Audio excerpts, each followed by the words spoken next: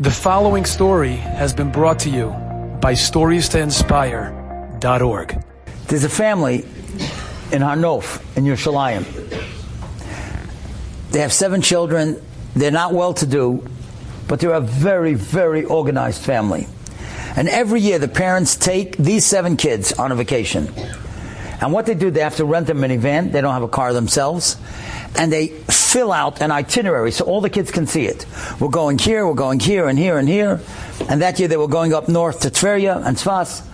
And so they told the kids exactly where they're going, so they shouldn't ask on the way that they want to go to different places. But they also give them a certain amount of spending money. And the mother prepares all the food and all the snacks. We're not going into any of the eateries because they're very, very expensive. So mommy has all the food ready in the car, in the van, all the snacks, and we're going to these and these places, and this is the amount of money every kid gets that they could spend. Fine. So the first day, they're going up north, they come to Netanya. Netanya, we know, is gorgeous. It's right on the sea. So they take out the food from the car, and they see a picnic bench, and they have their lunch. When they finish lunch, the 8-year-old boy, Zevi, says, "Daddy, I got to use the bathroom. I need the lavatory." Well, where are they going to go? You know, it's only a beach here. It's a public area. But he sees in the distance a restaurant. It's a kosher restaurant. But he feels uncomfortable. He's going to go into the restaurant. You know, they don't want just people coming in just to use the lavatory. But what can he do? The kid has to go, right? So he sends everybody back to the car, and he goes with his little boy into this restaurant. He comes into the restaurant, and there's a waitress waiting at the door. And he says to her, "Ma'am, I'm so sorry, but we're not buying anything, but please, my son has to use the facilities. Do you mind if you would just go in, and he'll come out very quickly, but, you know, we have a long trip ahead." She looks around the whole restaurant. She says, "Okay, go, but just make it quick." Fine. So the little boy goes, and now he's on the way back, and the father greets him, you know, halfway in the restaurant, and they're about to walk out. When they're about to walk out, the head waiter comes running over to them. He says, "What are you guys doing here? What do you think? This is a public lavatory? Why are all you religious people the same? You're taking anything? You're not buying anything? Or you just come here to use it for... Who let you in here?" And he sees from the side, the father, that the waitress is standing on the other side. And she's terrified that he's going to say that she let him in. She's afraid she's going to lose her job.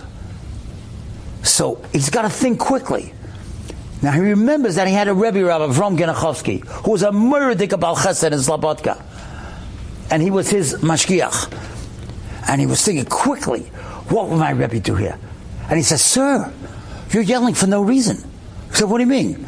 He says, "We're all coming in to eat. I got a whole family here. They're just waiting in the car. My son is using the facilities, but he's going out, and he's going to bring everybody in." And the waiter says, "Oh, I'm so sorry. I didn't realize that." He said, "No, son, there's no problem." He says, "How many people are you?" He said, 9. 9 people? Okay, we'll set the tables. He tells the little boy, Zevi, to go tell the mother and the kids to come in. We're going to eat here. They can't believe it. They think he's kidding. He said, "No, Abba said that we should all come in." They sit him down at the 2 tables. These kids in their lives never saw a menu like this. They never saw prices like this. They never saw food like this. And the mother says every child can have 1 dish and 1 drink. And they eat. Now, when they're just about finished, all of a sudden they notice by the kitchen there's a lot of activity going on. And all of a sudden they see an amazing thing. There's 6 waiters. Every one of them, like soldiers, is carrying ice cream on one plate, cake and a sparkler on the other plate, and they're walking. Everybody's looking. Where are they walking to? And they come to this table. And they say, "This is dessert." And the father says, "Wait a second. We didn't order dessert. We didn't order dessert." And the owner of the restaurant sits down next to him. He says, "Sir, let me explain something to you. See, you don't know what happened.